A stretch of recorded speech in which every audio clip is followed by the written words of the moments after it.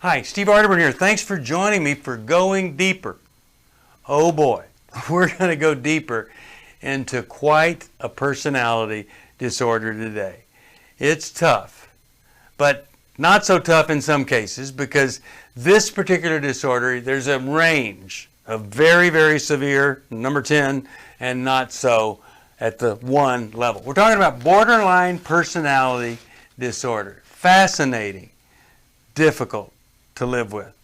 Wonderfully attractive people that draw you in and then want to spit you out. Oh my goodness, that's in the severe cases.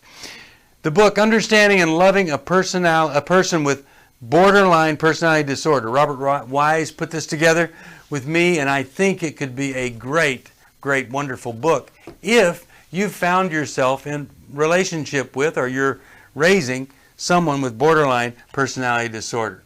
Now, it is a personality disorder, and it is really can be quite severe, and really it's a distorted view of self. Let me give you some symptoms, and these are some symptoms that the Mayo Clinic put together, and I think we've used them in the book, and I think they're really solid.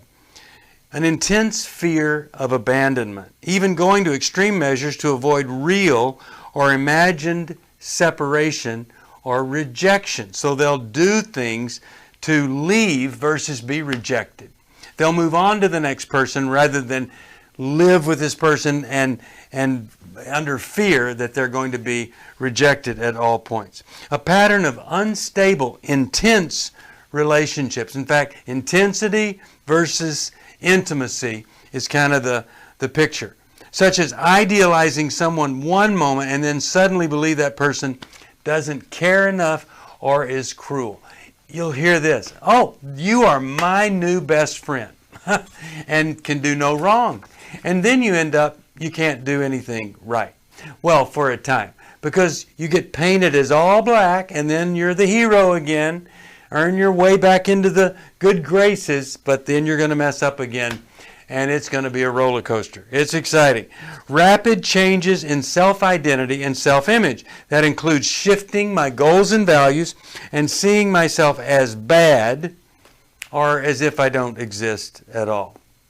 More than enough is never enough when it comes to touch, feel, recognition, all of those things. Periods of stress-related paranoia and loss of contact with reality lasting for a few minutes or a few hours. So there's disassociation here, where a person is just really into another way of being, like a separate identity as they experience the severe end or spectrum of borderline personality disorder. Okay, this is so key.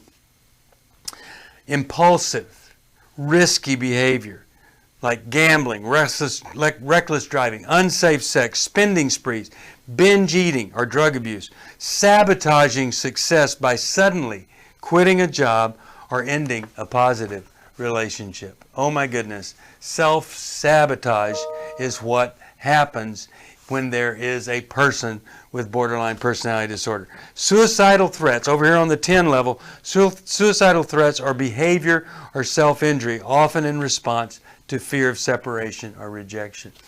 I had a relationship with a borderline personality disorder, and literally the only thing at 60 miles an hour between me or her and the pavement was this arm keeping her in the car. It was a dreadful situation that we were in. All right, just a couple more here. Wide mood swings lasting from a few hours to a few days, which can include intense happiness, irritability, shame, and anxiety. So these mood swings. 1 minute they're on top of the world. And here's the problem. If you're a parent and you have borderline personality disorder, the spouse never knows who they're coming home to, but they adjust. But when you're a child of a borderline personality disorder, really tough to deal with because you never know what parent you're coming home to. Is it the engaging, almost smothering, totally engulfing you kind of love? Or is it the, you're not good enough, don't bother me, I can't have anything to do with you? You never know who you're going to be with. There's an ongoing sense of emptiness within this person. So you can even say to them, do you feel empty? Do you feel like nothing's going right? And you might be able to get in touch with that. And then finally, inappropriate, intense anger, such as frequently you losing the temper, and then being sarcastic or bitter to everybody, or having literally fits. So those are some of the symptoms of borderline personality disorder. I think one of the headlines is this person is afraid of being alone. And then whatever they do to not be alone, the behavior they choose usually is something that alienates them from other people and increases their chances of being alone. It's really sad to see that happen. So what can we do with a person with this self-image problem, with their difficulty in being unstable in every way? The relationships are unstable, having a hard time managing their lives and their emotions. What do we do? Well, first thing, we got to understand the problem. And the book, Understanding and Loving a Person with Borderline Personality Disorder, I think is about as good as any book that would help you understand who this person is and what they're going through. One of the big things that you do is you come to understand it's not my fault. And many times the borderline personality disorder person wants you to believe it's your fault. You rejected them. You didn't give them enough attention. It's really hard to hear that day after day. It wears you down. But it's not your fault, and you can set boundaries, appropriate boundaries, where you don't have to hear that every single day. Second thing, I want to understand the disorder, but second thing, I'm going to be honest with this person. And usually that honesty needs to follow a statement like, hey, I really love you. Hey, I really care about you. Hey, I'm not going anywhere, but I just want you to know this is unacceptable. Or I see this.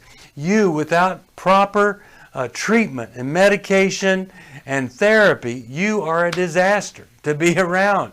And so I want to be honest with you. I remember that person that was functioning so well at that particular time. And you contrast that with, but now things are out of control, and a lot of us that are around you are being hurt by it. So we want to be honest with them. Don't lie about it. Require treatment. Some places will say encourage treatment. Look, if you're married, require it. If it's your child, require it. If they're not married to the person and it's not your child, then encourage treatment. But a person needs to be under the care of a professional that can help them. Now, let me tell you this. I went to a trauma specialist and I was talking with her about this disorder. And she said that she was well acquainted with the guru in this area of working with borderline personality disorder. And she's known that sometimes the smartest woman in this particular area, smartest therapist, works years with someone and they don't get better. But they're more manageable. But it doesn't significantly go away. But through working with her, they're hurting fewer people. So you need to require treatment. Because without it, things get out of control. It progresses. It gets worse. You could start out at a 1 and end up at a 10 with a lot of different suicide attempts and sabotaging behaviors. Here's the thing. Ask the person that you've been honest with, tell me what you're afraid of. Now, you may hear a lot of different things, but one of the key things that you want to focus on with this person is that they're afraid of being left alone. They're afraid of abandonment. So you want to help them get to that point where they're talking about the fear of being alone or the fear of abandonment. So talk about, what are you afraid of? Let me help you see, understand the fears that you have. Now, consequences are a result of the behavior. But consequences can change the behavior. And if you're always eliminating the consequences of the behavior of the person, then they're not going to have a chance for that pain to be painful enough for them to get the help that they need. You say, well, I don't want to hurt this person. They're fragile. Hey, not all hurt is harmful. And so we need to do what we can to let the consequences play out, so maybe they would become in so much pain, they would become so miserable that they wouldn't want to keep this any longer. They'd get the treatment that they need. So don't remove the consequences. The Bible says that God is a merciful God. You need to emulate, duplicate what God is with this person.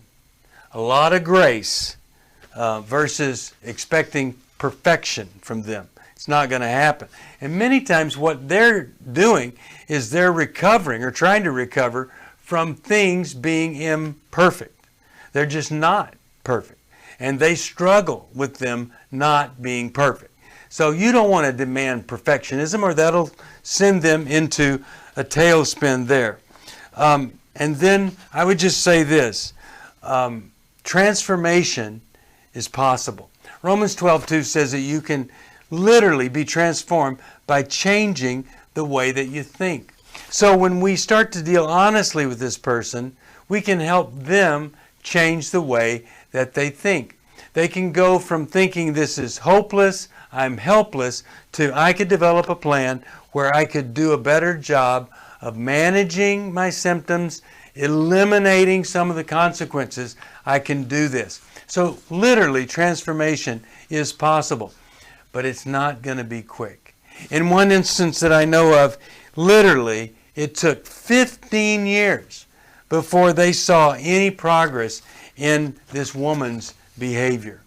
And so if that's what it takes, then you want to be there for that person with honesty, with some boundaries, with a desire to understand them, a search to learn as much as you possibly can about the problem.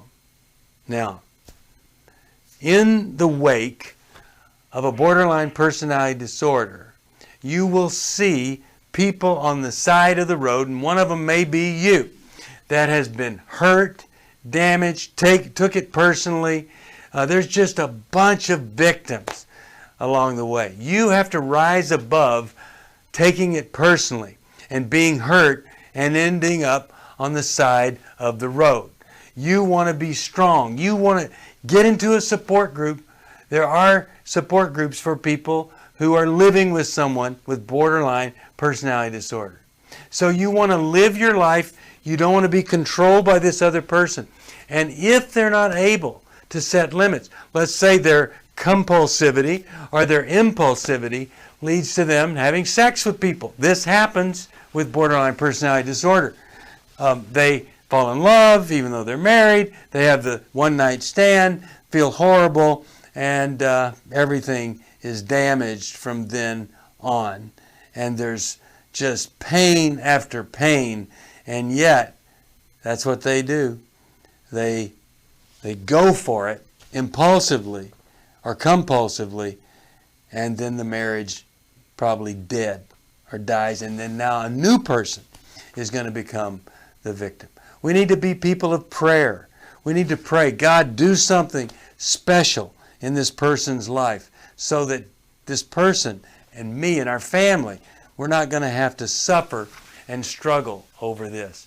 So whenever there's borderline, and what does that borderline mean? It's kind of like on the borderline of a psychotic person and a neurotic person, and kind of going back and forth. So they can be capable of some pretty extreme behaviors.